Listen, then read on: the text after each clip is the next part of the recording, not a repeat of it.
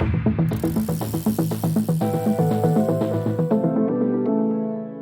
of cycling coverage cluttered with ads and clickbait? Want in-depth analysis, honest reviews, and a community of like-minded riders? Escape Collective is different. We're member-funded, so you are our priority. Get exclusive bonus episodes, insider newsletters, and connect directly with top cycling journalists.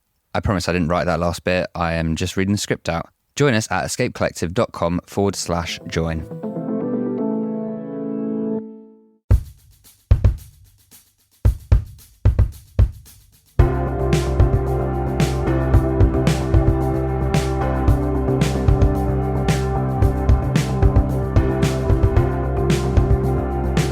Hello and welcome to the Wheel Talk podcast. My name is Abby Mickey and we are here to talk about women's professional road cycling.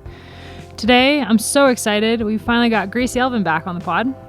Hey, it's been a little while. Been looking after less exciting men's cycling and then I got sick, so that's why my voice probably doesn't sound so good today as well. We've missed you. We've really missed you. We're happy to have you back. And Matt Deneve. Hello. Also good to be back. Thank you very much. Well, we've got an awesome episode for everybody today. We got some really great listener questions, so we're going to talk about those in a second. But first, we're going to start out the episode. Someone suggested we do a mid-year review and talk about some of the races we've already had so far this year. So we're going to do kind of a summary, I think, of the spring classics and the first chunk of stage races. And yeah, I think that'll be a great way to set us off. So, Lee Mango. Also, Matt suggested I say names, and I'm going to butcher names. I'm putting you on the spot, Matt.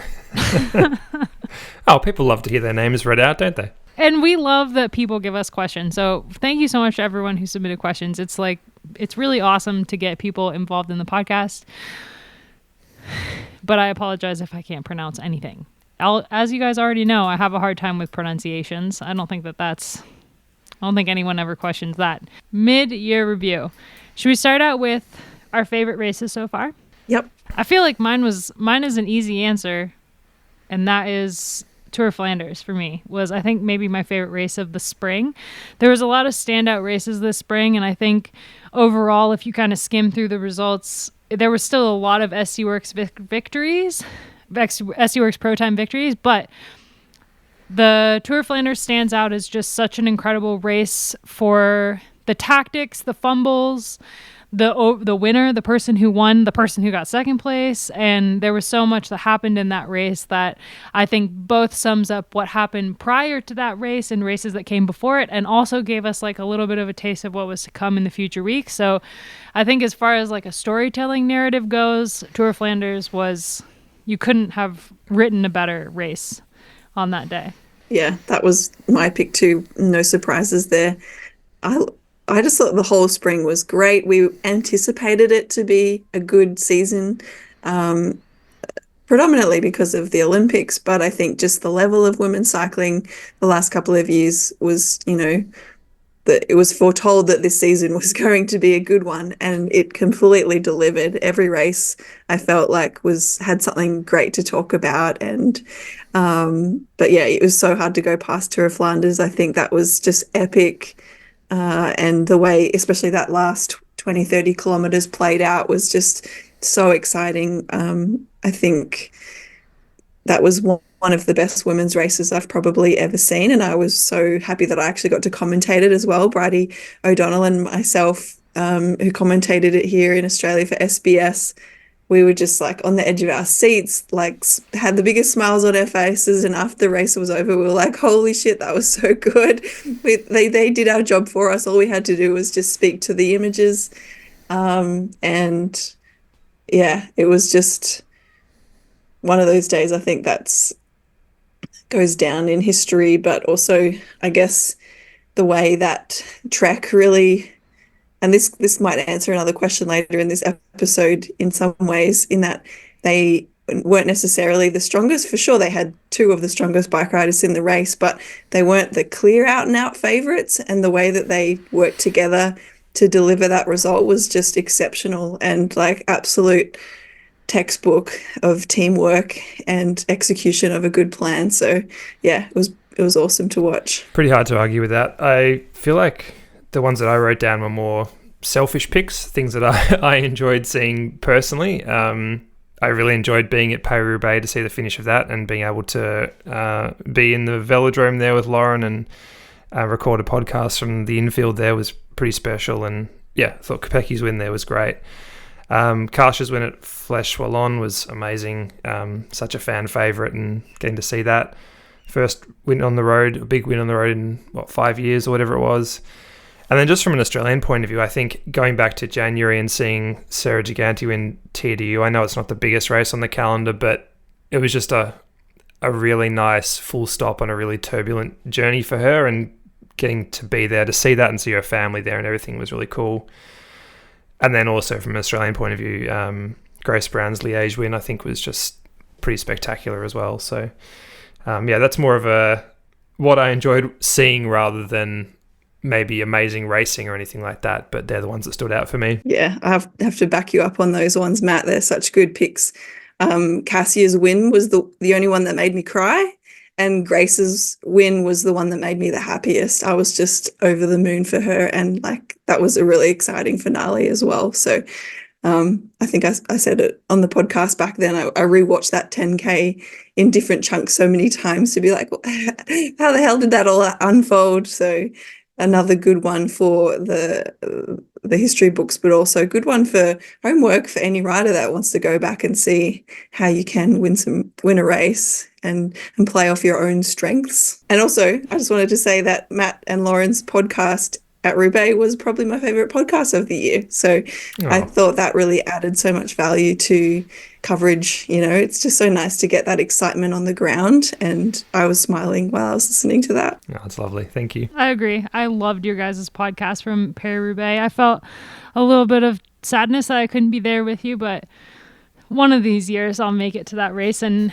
I think that Kopecky winning that race was a moment that just kind of felt right in the season, and also the way that she took that win was pretty incredible, coming from so far back on the track and just powering her way to that victory, even if she was maybe out of position going into that sprint.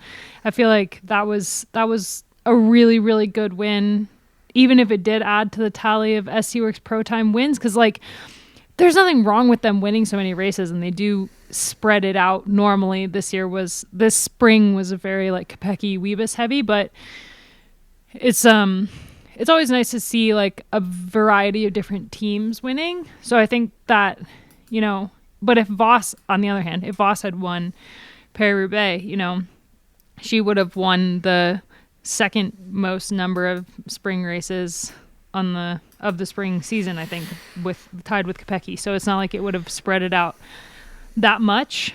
If it had been Pfeiffer Georgie, a completely different conversation we'd be having right now. But yeah, that win by Kopecky at Paris-Roubaix Femme was one that was really, really awesome. That race just kind of delivers an incredible addition no matter what happens.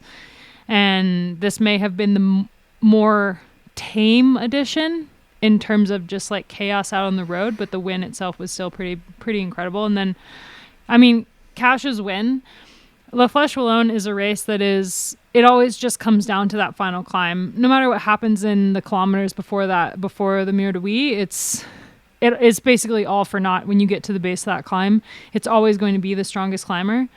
But there were so many tiny moments to pick out in those final 20 kilometers before they got to the Mur de Huy.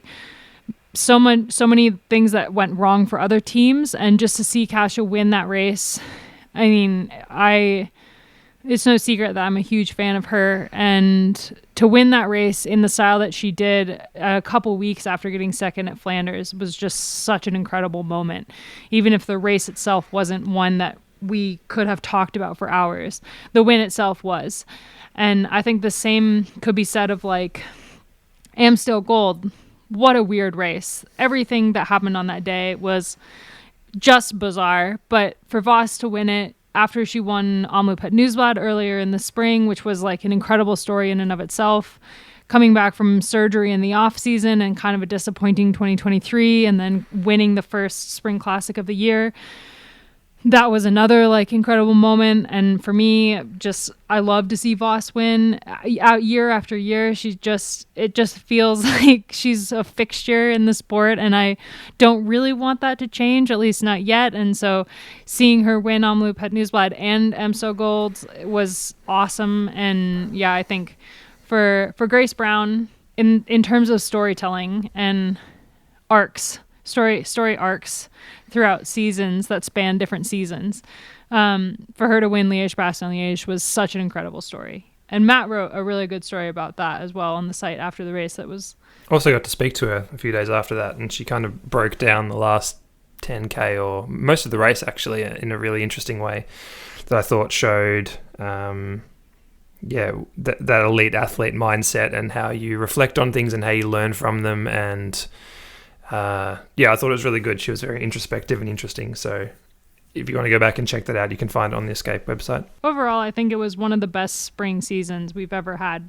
on the women's side.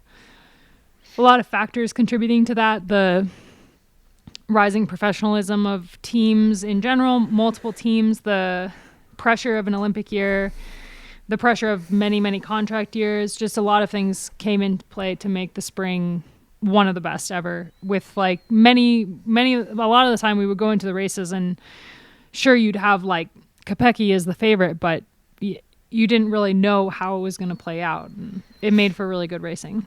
How much of the feeling that it was a great spring was down to the fact that Little Trek really took it to SD Worx Pro Time and probably were the best team of the spring? Like, was it just that the racing was great, or was the fact that we had a bunch of different winners a big part of that?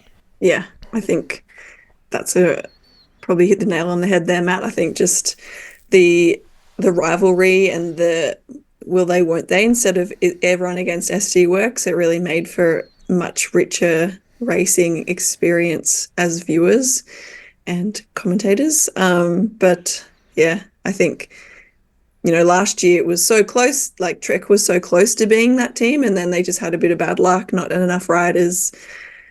So this year it was just nice to see them pick up a bit more luck, because they've obviously got the talent. That wasn't the issue last year. It was just, sometimes got to get that timing right, and they got it right this year. And then, like, unfortunately, SD Worx had a bit of off timing as well. So it was just almost like a shift in that balance there between those two top teams. I think the only thing that could improve on this next season is if there are like two other teams that step it up, and we have 4 teams kind of fighting against each other. And there's always going to be teams that favor the stage racing, and there are always going to be teams that favor the spring. Like Visma Lease Bike is a team that loves the spring, and I think next year they're going to have a roster that is probably going to be a little bit stronger when it comes to the Spring Classic. So they might really be a feature when it comes to next season. And we've already talked about the transfers and how that's going to change the team dynamics of each of the teams. But I think that Little Trek really bringing it to SD Worx Pro Time this spring definitely helped the spring feel like it was something special.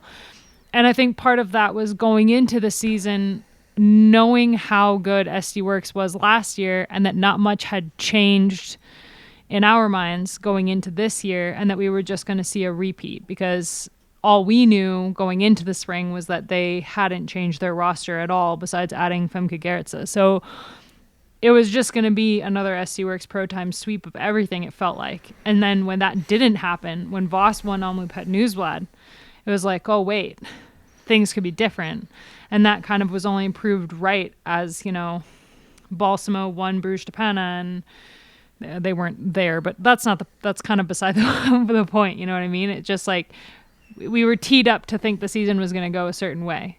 Unfortunately, the stage racing season so far has been a bit more like last season, right? We've had, 4 stage races in Europe so far, in the World Tour stage races, and SD Worx have won all 4 of them. And I don't know what you guys think, but it kind of feels like we're going to be seeing a bunch more SD Worx Pro Time stage race victories over the next few months as well. Not only did they win all 4 of them, Matt, they swept all of the stages of 2 of them.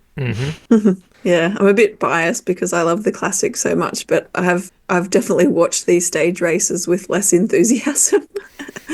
I mean, I think it's just like you just don't.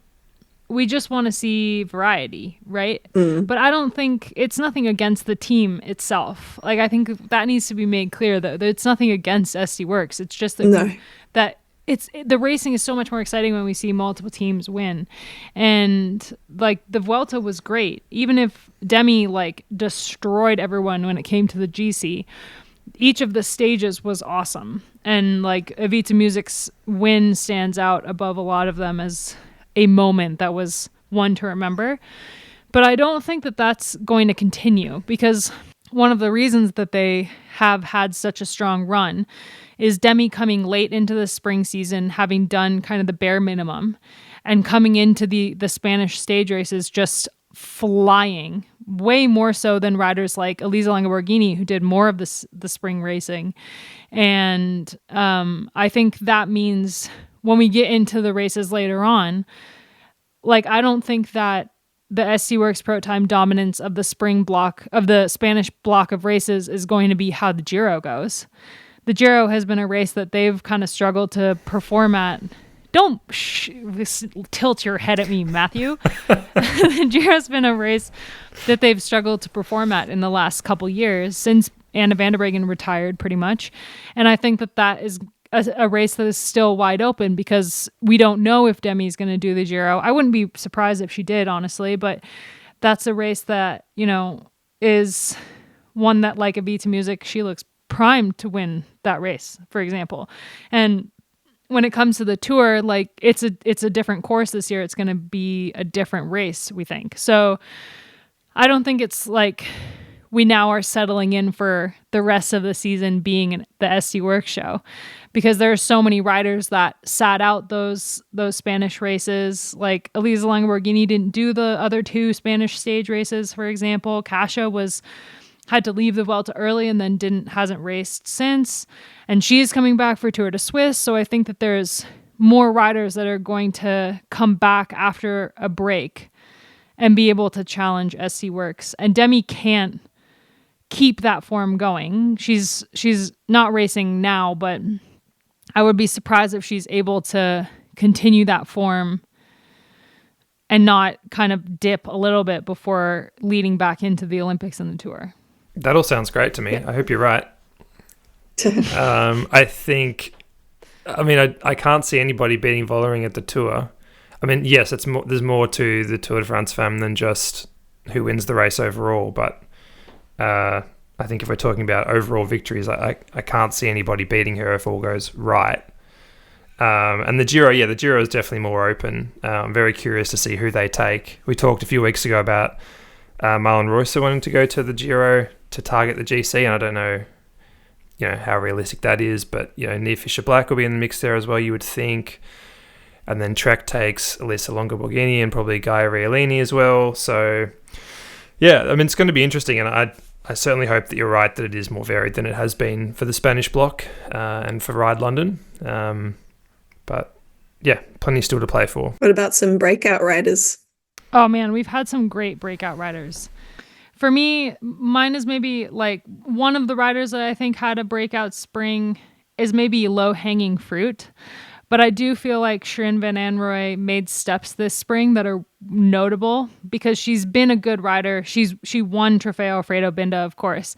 But winning Trofeo Alfredo Binda and being like a deciding factor in the winning move at Tour of Flanders and finishing third when your teammate won is something that is absolutely not to be compared to a Trofeo Alfredo Binda win.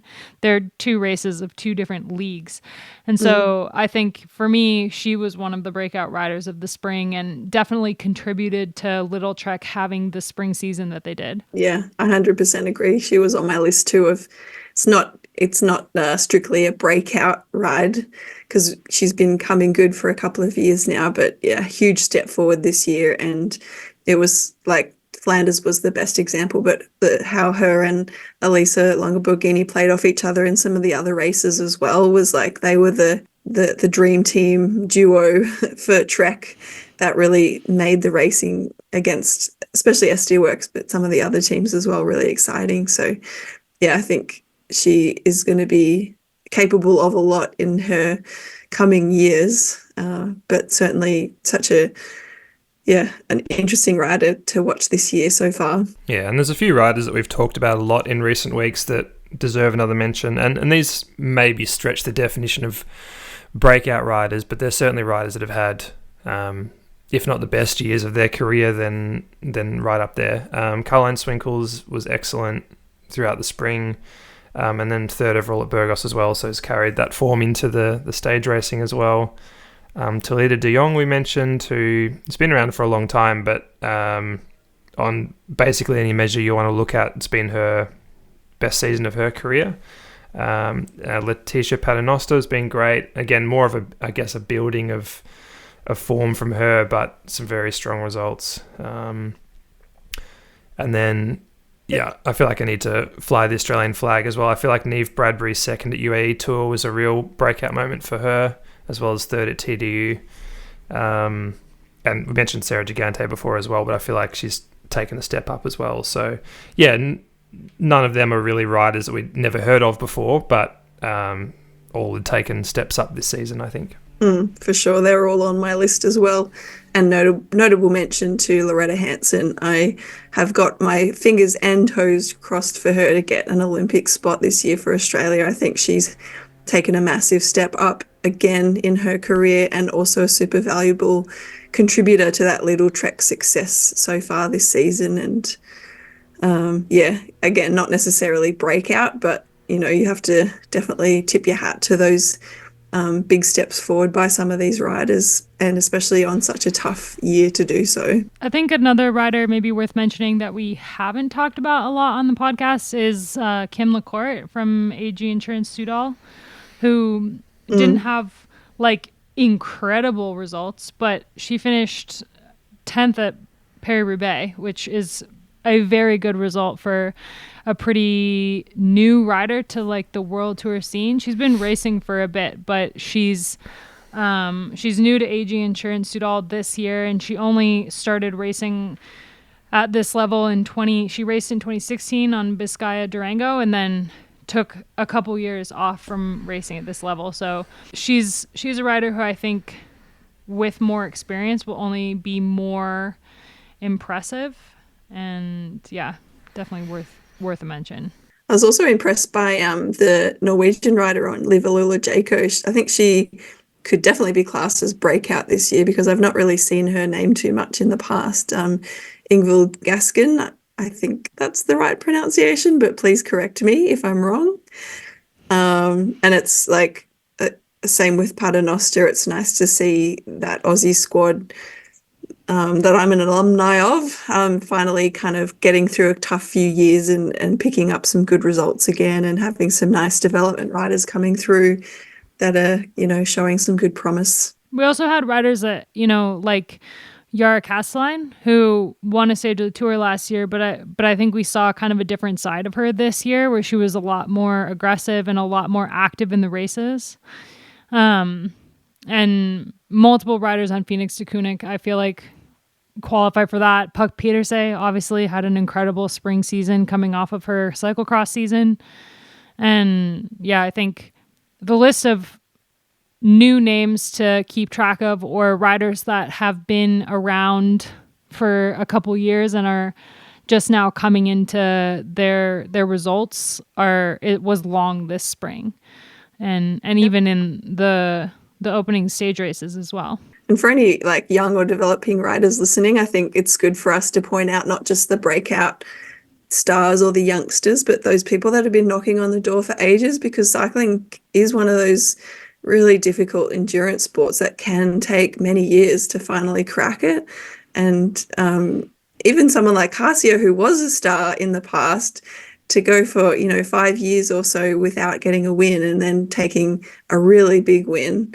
It was such a good story, but also such a good example of, if you really are passionate about this sport and you really believe in yourself, it's you just got to keep knocking on that door for year after year, and you've got to really stick up for yourself, I guess, too, because I think a lot of people will lose faith in you, and they're the kind of people that are going to be giving you those contracts or race leadership in the team environments. And that was something that I learnt too, is like, you've got to keep telling people what you believe and what you want, and keep trying to prove it. And it's really hard mentally, but I think if you just keep that persistence and patience, often you do get there. And for a lot of us who are not necessarily physiological freaks, it just takes a lot of time to get strong, and for all of that, all those puzzle pieces to come together, and that little bit of luck that you need at the end.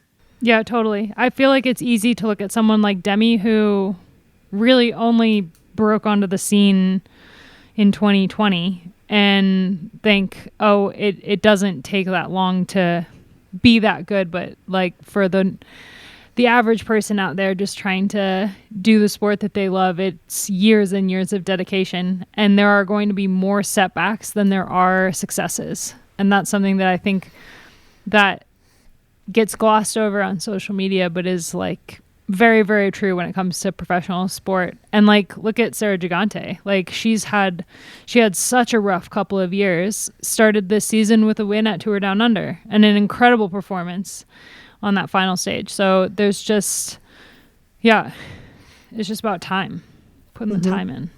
Yeah. The same person, Lee Mango, asked if you could be on one team this season, which one and why? I was trying to think about this. I kept coming back to Phoenix to Koenig. I think that would just be it seems like a fun young team. They weren't afraid to take risks this year. They've got a bunch of talent there. They were kind of, I don't know if they had any like really strong team plans sometimes, but I think when you're at that level, and I think we've touched on that once or twice before, you can just play a little bit more of an open game and see how the chips fall sometimes. And I think that could be an exciting team to be a part of at the moment if you're talented, if you're in good form, but you're not quite sure, how you're ranking, I guess, in the pro peloton, to just race with a little bit more risk and see what rewards come from that. So yeah, I think that would be a pretty cool team to be a part of in lots of different points in a career. I thought about them as well. They just look like they have a lot of fun racing their bikes, and that's not really, obviously every team wants to win, but sometimes you just got to throw it all at the race, and I love that they do that. For me, I thought about it, and being a part of a team like Little Trek would be incredible, but I think for me the answer is just so easy that I would love to be part of FDJ Suez, which again, I don't think anyone listening is going to be shocked in the slightest, but what I love about them so much is the whole team's commitment to a single plan and a single rider. And it was so easy to see the way that they backed, Avita Music at the Vuelta, and that a lot of the times they take responsibility for the race, even if maybe they shouldn't. And, I really admire their belief in each other, and their belief in the goal, and their belief in the plan. And I think that that's so important. And for me, for every team that I was ever part of, the most magical moments were when everyone on the team worked for one common goal. And I think that that's something that FDJ Suez does really, really well. Whether they win or not, they're all in for what they've decided before the race starts. Yeah, I think that's a really great quality. They've also got the best press officer in the business as well, which helps. He's one of the best, yeah, for sure. Absolutely true. What about you, Matt? Oh, I'm going to continue the theme of talking about Sarah Gigante's TDU win.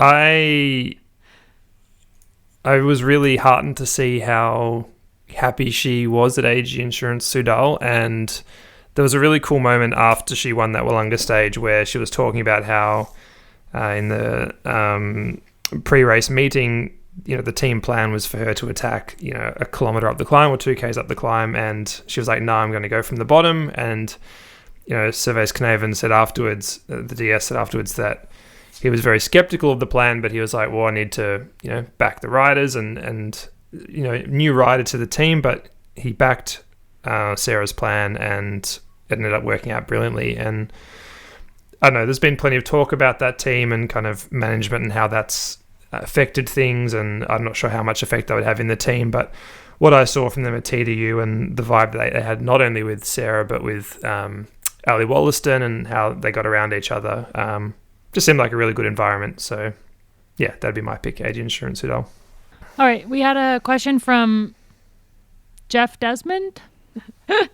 And I was really excited to ask this one to you, Gracie, because I feel like, I don't have a good answer for it, but can you talk about a time when your team were not favorites to win, but set out a plan and executed it? Was there a time when you changed tactics mid-race based on a developing situation and your team took the win? Yeah, they two very good questions. And I was trying to rack my brains.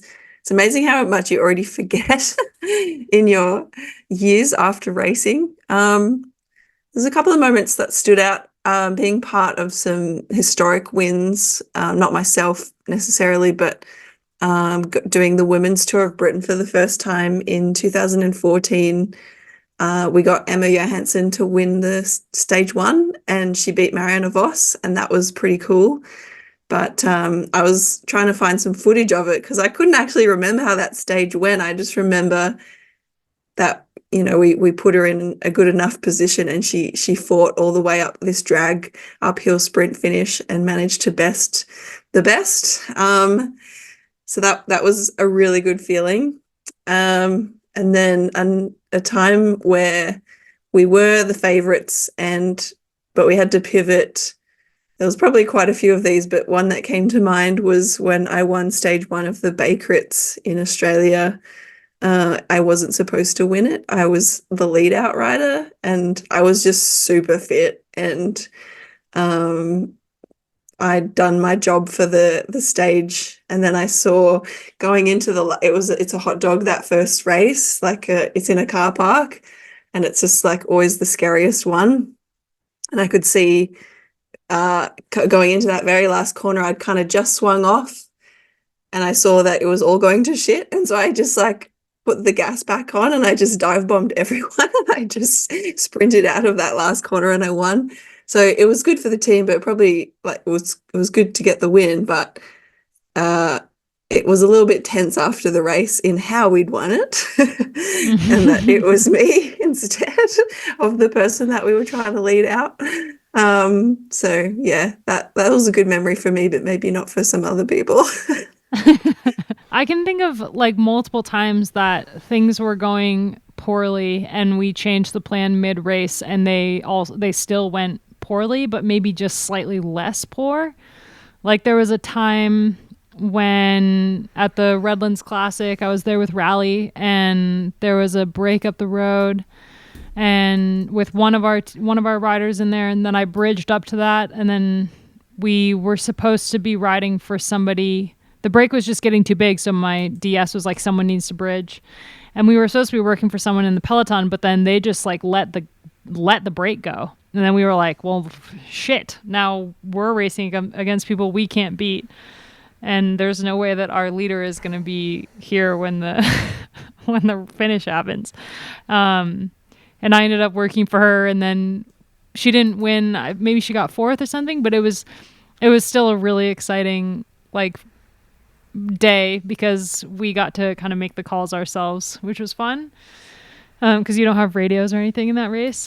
And then there was a race in Colorado, the Colorado Classic one year, where the rally team was just so strong, and Sarah Poitevin was incredible, and I was on a different team that year.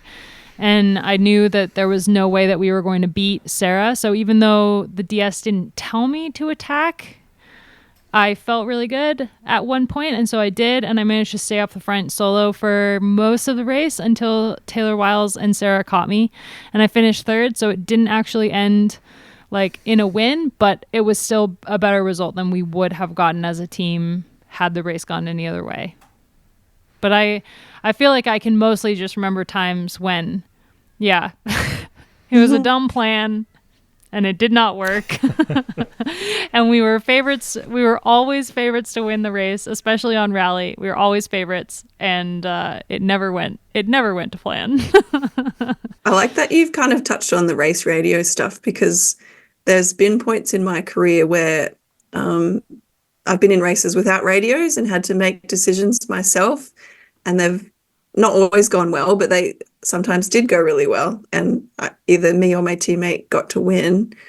And then there's been other points where we've had to change plan in the middle of a race with radios, and the DS gave some poor instructions. But when you're kind of in the red, or, you know, a bit confused, or you're not backing your own instincts, and you take that advice, and it doesn't feel quite right, but you do it anyway, and then it just, the situation just gets worse. That's been a few good learning points for me, to just realize, like, you're the one that sees the race the best. You're in the box seat. Like, just, you're allowed to, you should make those decisions yourself, and try and discuss as much as you can, but you can't really have a conversation over race radio very well. And you might only have one teammate with you in the break, or there's situations like a stage of the Tour of Qatar is coming to mind, and the crosswinds are just crazy. You can barely hear yourself think and breathe, let alone be talking to anyone else in those stages. And I got some bad advice one stage, and I completely just ruined the day. But I was frustrated at the director, but mostly I was just frustrated at myself, because I wouldn't have made that same decision if he hadn't given me that instruction. So yeah, I think as much like we talk about looking at your Garmin too much, you're looking at your power numbers and stuff, like, you got to learn to think for yourself. You got to learn how to ask those questions, why you would do something. You got to think about the motivations of the other teams. And like, that is such a huge skill in cycling, is thinking on your feet, on the bike, and doing it by feel, and not just waiting to be told what to do. Yeah, I mean, we can pretty much always just point to the Tokyo Olympics as an example of, like, racing on feel, and they don't have radios there, obviously, and communication is like what you put into it, basically. And I agree, and I also think that when it comes to criticism of radios, which is like a very popular criticism from viewers, the impact that radios have on racing, I think more so on the men's side. For me, like, I don't think I ever once raced a race where the radio actually made a difference, because it's quite hard to hear what's going on in the radio. Like, the car maybe is too far back. For me, I was always racing, especially in Europe, when we were racing in races with radios, the car was way too far back. We couldn't hear anything that our DS was saying with all the World Tour teams in front of them. And then, like, there's also just, like, there's static. Imagine trying to listen to a headphone with the volume turned pretty much all the way down while there's a bunch of wheels spinning around you and other languages being spoken. It's, like, really, really hard to actually hear what's going on. So I feel like there are definitely times when the radio does make a difference in racing, what the DS is saying. But the most important thing about the radios is when DSs point out an obstacle coming up, a roundabout, a fallen lantern rouge, I can't speak, like something in the road, a giant puddle, I don't know. Or like, yeah, if I feel like there's very little points that I can pick out where the radio made a difference in team tactics. And I think that has to do with the teams I was on and the directors I had. But I feel like there's still a lot of things that I watch at races when I'm like, oh, there's no radio involved in this situation. This is race instinct, for better or for worse.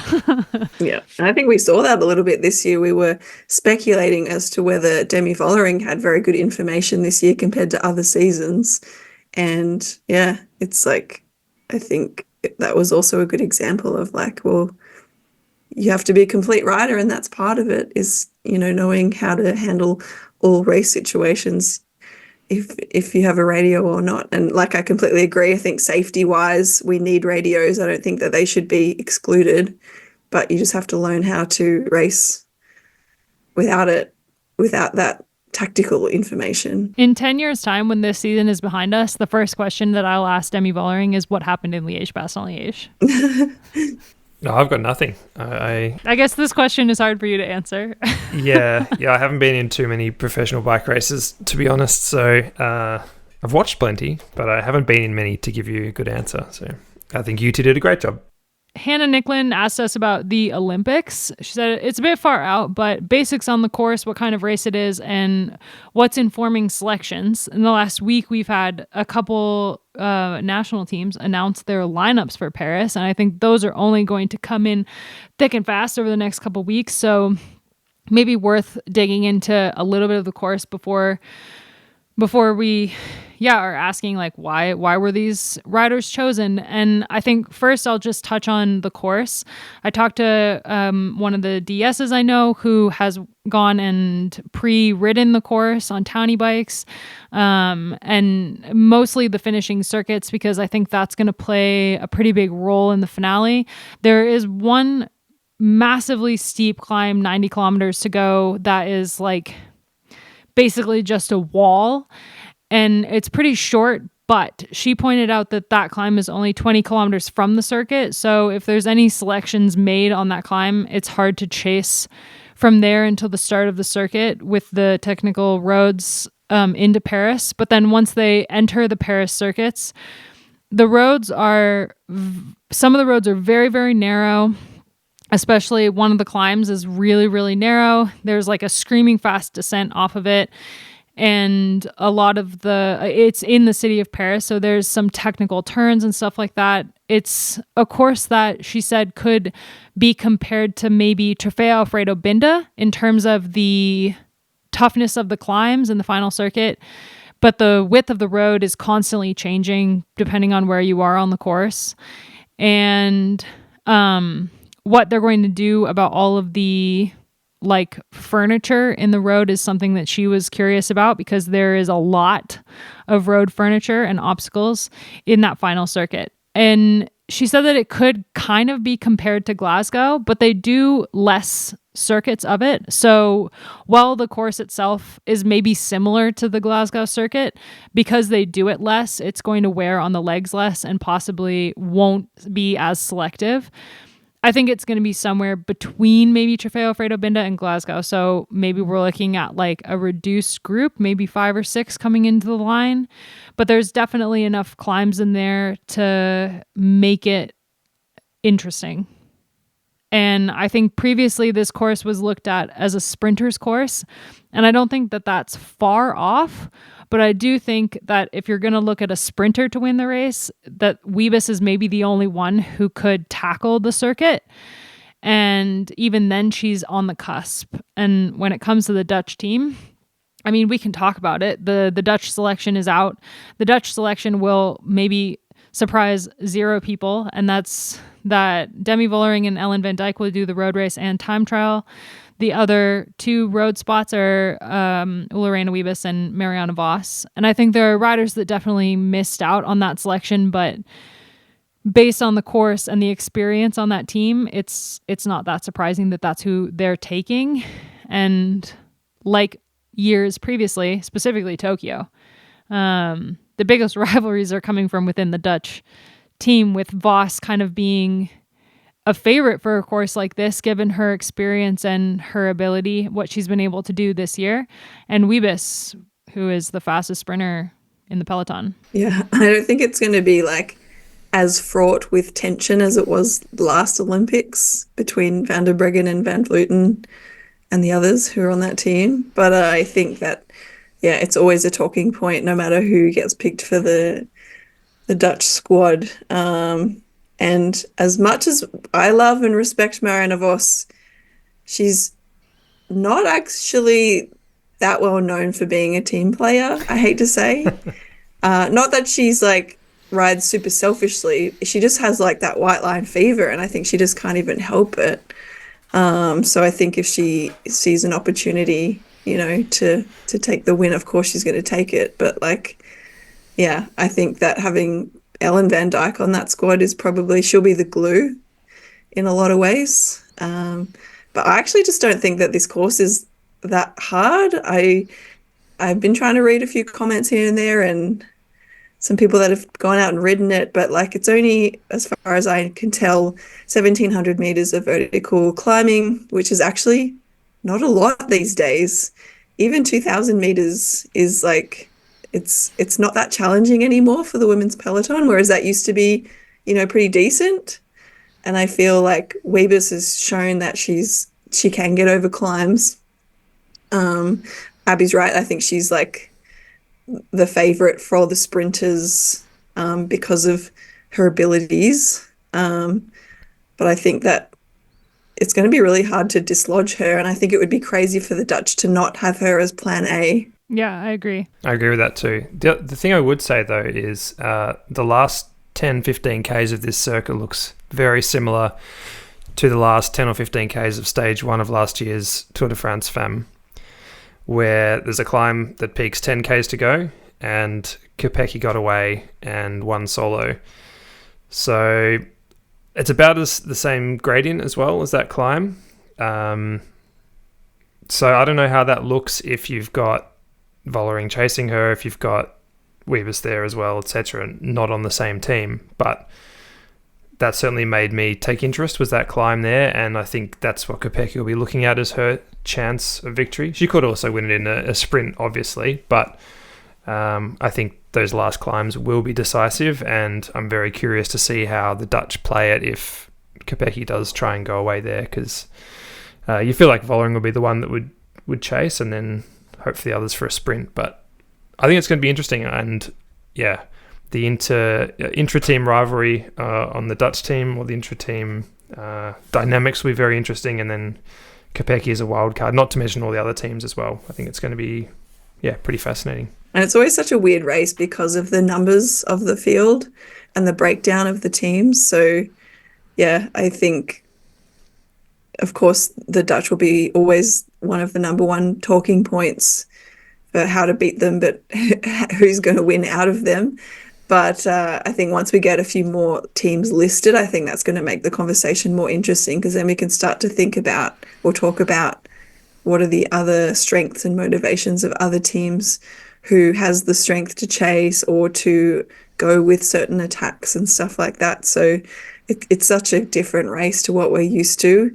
It's not teams of 6 going at it against each other. It's like such a weird breakdown of numbers that, I think lots of different scenarios can play out. Yeah, and only, 2 or 3 other nations have officially announced who will represent them. France announced last week that it'll be Juliette Labous, Audrey Cordon-Legault and Rago, and Victoire Berthaud of Cofidis.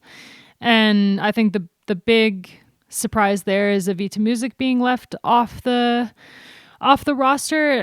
And when it comes to team selection, every single nation has a different process to decide who is going to be on that team. We've talked a little bit about the US criteria, like for them, the TT spots, for example, the second TT spot not going to Chloe was just whoever wins nationals. Actually, on that topic, Joe Lindsay did an awesome interview with Taylor Knibb, and she said she's not racing the road race.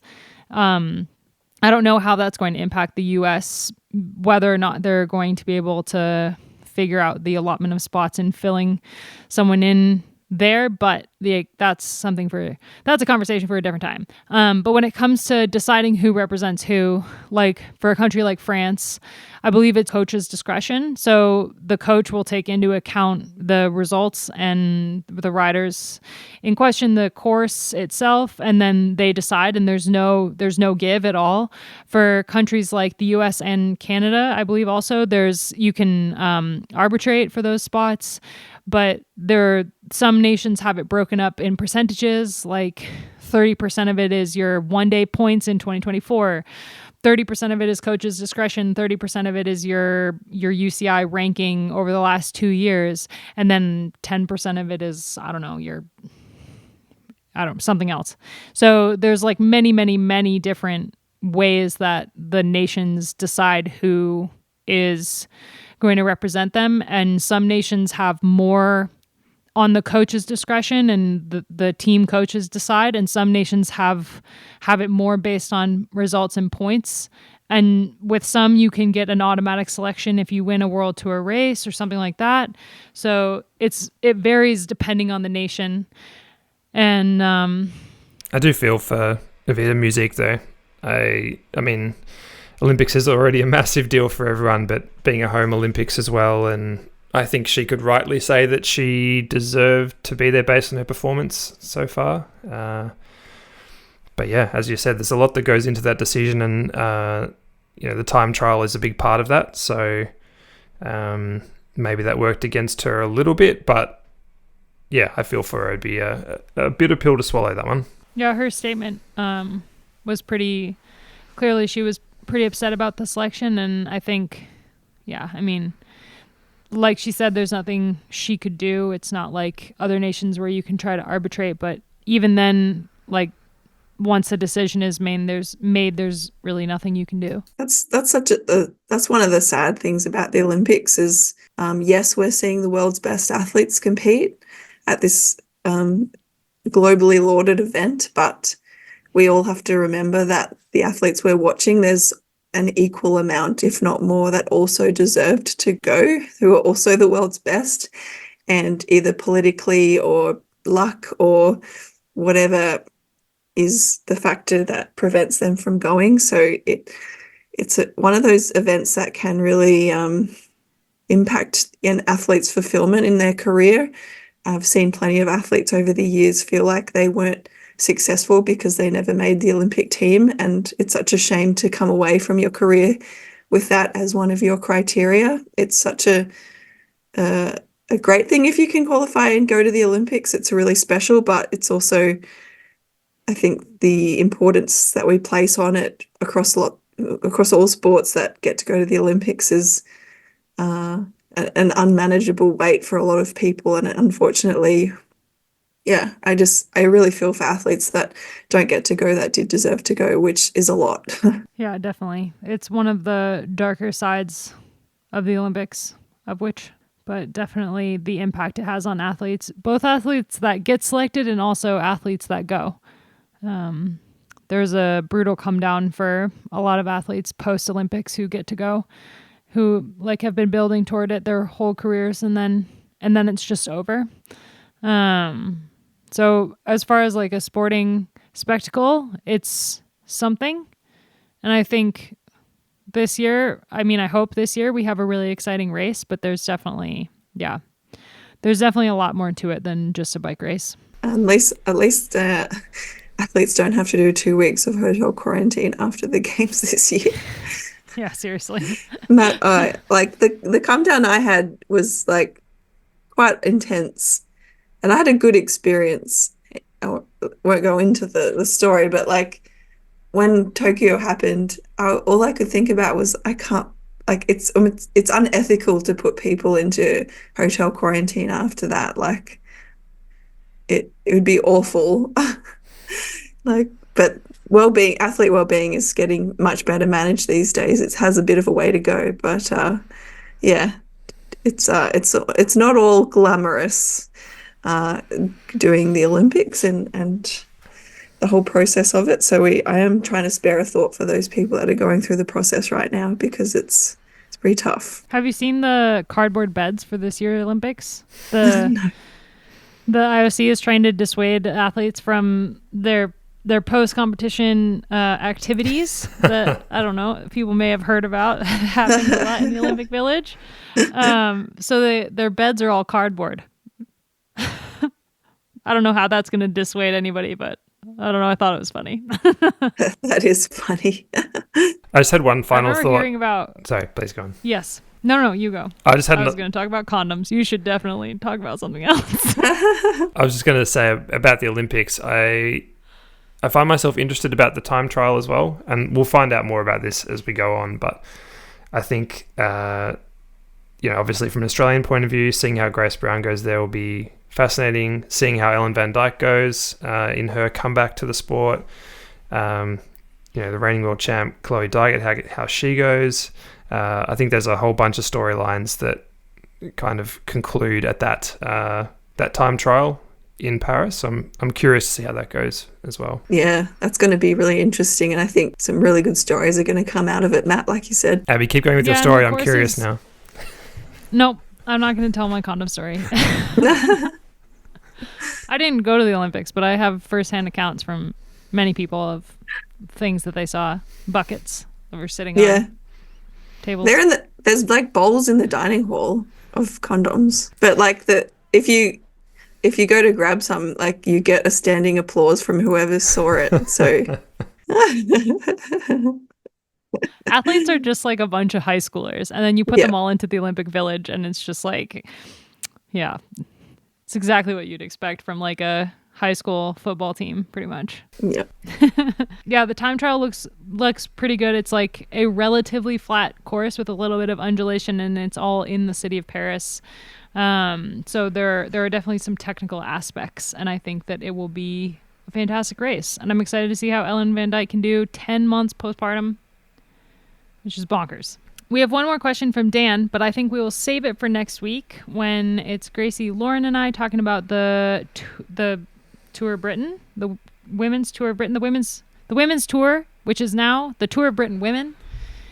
So we'll save Dan's question, and we'll wrap up this episode with what we're obsessed with. I can start. I'm visiting my family, and inevitably that always includes watching our favorite movies. We've watched A Fairy Tale, a True Story, which is a fantastic movie about fairies and two little girls. We've watched Josie and the Pussycats. That is a plus movie, and the soundtrack holds up. I listened to it on my run this morning. 10 out of 10 soundtrack.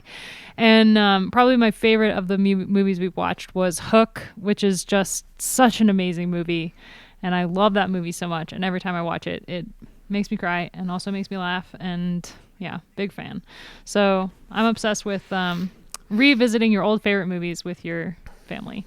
I like that. There's some good ones in there. I'm glad to hear they still hold up, Abby, because I feel like it's pretty common to go back and watch old things and they don't stand up, and some childhood memories can be ruined. I've certainly had that in the past, so glad to hear they Josie and stand the up. Pussycats definitely has some questionable moments in it now, as does Hook. But overall, the vibes hold up for sure. Being sick, I've watched a shit ton of TV the last 10 days, and so I can give 3 reviews of 3 series that I've already burned through. I reckon I've even watched more TV than that. I can't remember. Slow Horses, that was really good. It was like That's a spy thing, like a MI5 British spy show. I really enjoyed that. So I would give that a good 9 out of 10. The next one was Bodkin, which was funny, and it was like just a 1-season series about people trying to make a podcast about a true crime. So that was good because it was like a good piss take of people that make podcasts.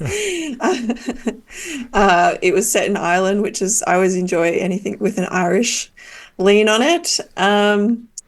So that was also a good 9 out of 10. And then I watched something called The Veil, and it has Elizabeth Moss in it. And I'm usually a big fan of hers, but I think the maximum I could have given it was a 6.5 out of 10.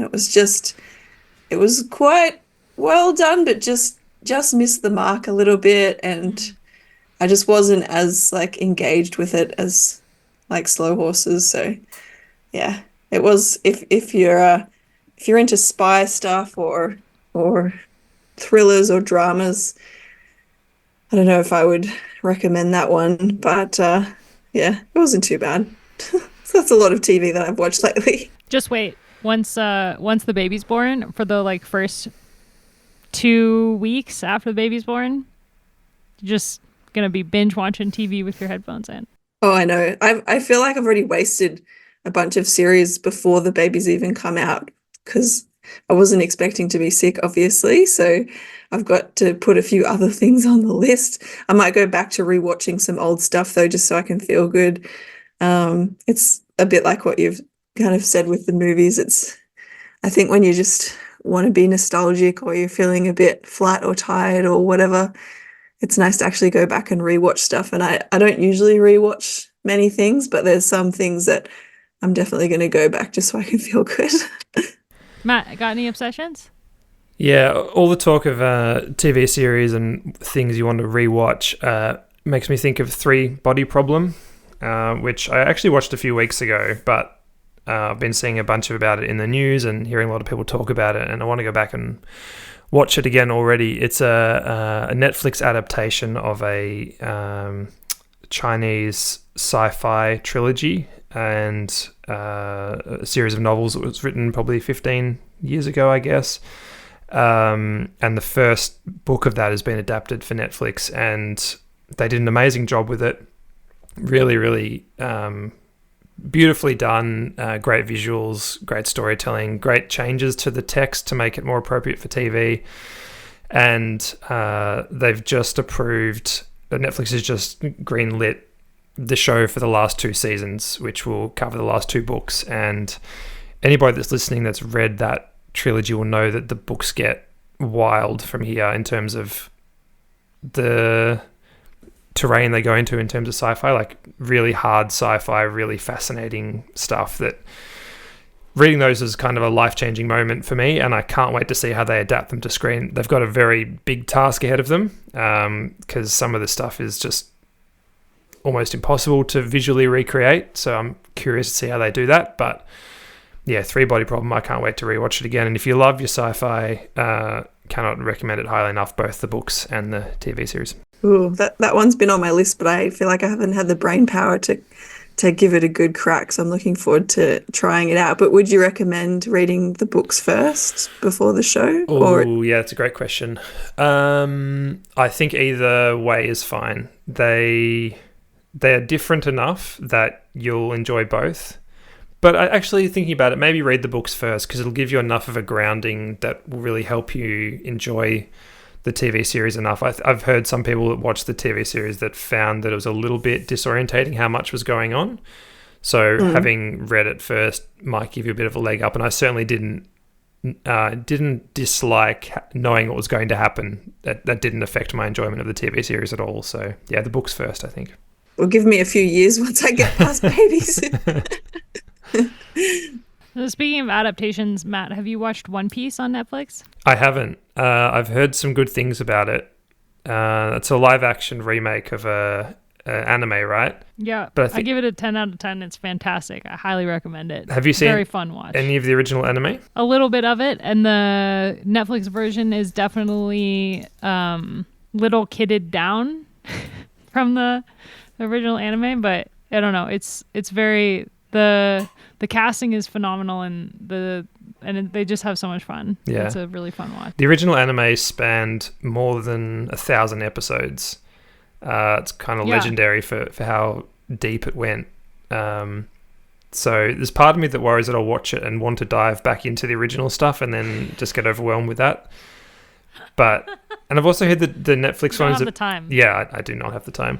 I've heard that the Netflix one is a bit strange, or it takes you a little while you have to kind of let it take you where it's going to take you. You got to let it do its thing. Yeah, that's true. Yeah. That's definitely true. Oh, I'll put it on the list. All right, well, thanks you guys so much for chatting with me today. We'll be back next week to talk about Tour of Britain, which starts on Thursday, 4 stages, and I'll do a full preview in the Wheel Talk newsletter, so if you don't subscribe, you don't have to, but it exists, and it's on escapecollective.com, and you can check that out and see the full preview of the Women's Tour of Britain. I'm never going to be able to say it right. The Tour of Britain Women, it just feels wrong coming out of my mouth like that.